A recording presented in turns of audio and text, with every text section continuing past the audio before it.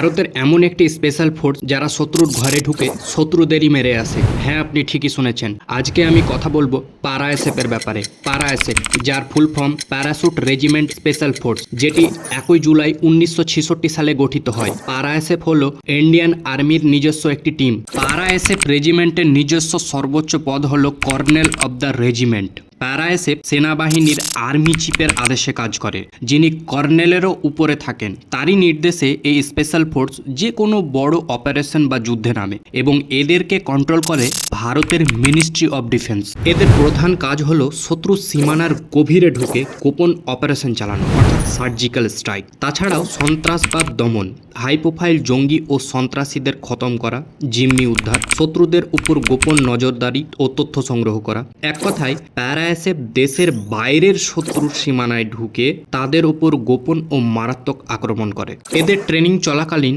অনেক স্কিলস শেখানো হয়, যেমন মারাত্মক অস্ত্র চালা, sniper rifle, assault rifle, grenade launcher এবং রকেট লঞ্চার। এমনকি যুদ্ধ বিমান থেকে লাফিয়ে শত্রুদের এলাকায় ঢোকার জন্য তাদের প্যারাশুট জাম্পিংও শেখানো হয়। তাছাড়া বোমা তৈরি করা এবং ডিফিউজ করা। শুধু তাই নয়, কোনো অস্ত্র না থাকলেও কিভাবে শুধু হাত পা ব্যবহার করে এবং মার্শাল আর্ট দ্বারা মাত্র কয়েক সেকেন্ডের মধ্যে শত্রুকে খতম করা যায়। এগুলো ছাড়াও বিভিন্ন সার্ভাইভাল স্কিলস শেখানো হয়।